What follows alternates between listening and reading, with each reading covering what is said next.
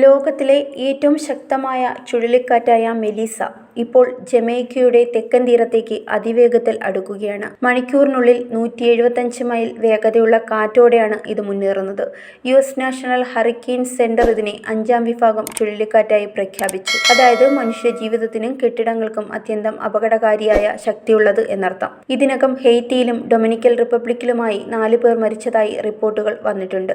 മഴയും കാറ്റും ചേർന്നുണ്ടാകുന്ന വെള്ളപ്പൊക്കത്തിൽ പല വീടുകളും കടകളും നശിച്ചിരിക്കുകയാണ്. ജമൈക്കയിൽ ഇപ്പോൾ രാജ്യവ്യാപക അടിയന്തരാവസ്ഥയുടെ അന്തരീക്ഷം തന്നെയാണ്. പ്രധാനമന്ത്രി ആൻഡ്രൂ ഹോൾനസ് ജനങ്ങളെ വീടുകളിൽ തന്നെ തുടരാനും അനാവശ്യമായി പുറത്തേക്ക് പോകരുതെന്നും അധികാരികളുടെ നിർദ്ദേശങ്ങൾ കർശനമായി പാലിക്കണമെന്നും ആവശ്യപ്പെട്ടു. സർക്കാർ ദുർബല പ്രദേശങ്ങളിലെ ജനങ്ങളെ ഒഴിപ്പിക്കാൻ അടിയന്തര നടപടി തുടങ്ങിയിട്ടുണ്ട്. രാജ്യത്തുടനീളം 881 അഭയകേന്ദ്രങ്ങൾ സജ്ജമാക്കിയതായി വിദ്യാഭ്യാസ മന്ത്രി ഡാന മൊറിസ് ഡിക്സൺ അറിയിച്ചു. തീരപ്രദേശങ്ങളിലെ ജനങ്ങളെ സുരക്ഷിത മേഖലകളിലേക്ക് മാറ്റുകയാണ് അധികൃതർ.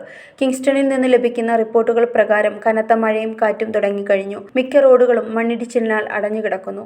വൈദ്യുതി ബന്ധം പല ഭാഗങ്ങളിലും തകരാറിലായിട്ടുണ്ട്. ജലവിതരണം തടസ്സപ്പെടുമെന്ന് അധികൃതർ മുന്നറിയിപ്പ് നൽകിയിട്ടുണ്ട്. കടലിൽ 6 മീറ്റർ ഉയരമുള്ള തിരമാലകൾ പാഞ്ഞെത്താനാണ് സാധ്യത. അതിനാൽ മത്സ്യത്തൊഴിലാളികൾക്കും തീരപ്രദേശത്തുള്ളവർക്കും കർശനമായ മുന്നറിയിപ്പ് നൽകിയിട്ടുണ്ട്. ചുഴലിക്കാറ്റിന്റെ മന്ദഗതിയും അതിവർഷ സാധ്യതയും കാരണം ജമൈക്കയ്ക്ക് വൻ നാശനഷ്ടങ്ങൾ ഉണ്ടാകാനാണ് സാധ്യത. ചില പ്രദേശങ്ങളിൽ 100 സെന്റിമീറ്റർ വരെ മഴ ഉണ്ടാകുമെന്നും താഴ്ന്ന പ്രദേശങ്ങളിൽ വെള്ളപ്പൊക്കമുണ്ടാകുമെന്നും നാഷണൽ ഹറിക്കെയിൻ സെന്റർ അറിയിച്ചു. ഇപ്പോൾ ലോകത്തിന്റെ ശ്രദ്ധ മുഴുവൻ ജമൈക്കയിലാണ്. അന്താരാഷ്ട്ര വിമാനങ്ങൾ നിർത്തിവച്ചിരിക്കുകയാണ്. വിദഗ്ധർ മുന്നറിയിപ്പ് നൽകുന്നത് മെലീസ തീരത്തെത്തുമ്പോൾ കാറ്റിന്റെ വേഗം 180 മൈൽ വരെ ഉയരാമെന്നാണ്. അതിനാൽ വലിയ ദുരന്തമുണ്ടാകാനുള്ള സാധ്യത നിസ്സാരമല്ല. അധികാരികൾ ഏത് നിമിഷവും പൂർണ്ണ അടിയന്തരാവസ്ഥ പ്രഖ്യാപിക്കാൻ തയ്യാറെടുക്കുകയാണ്.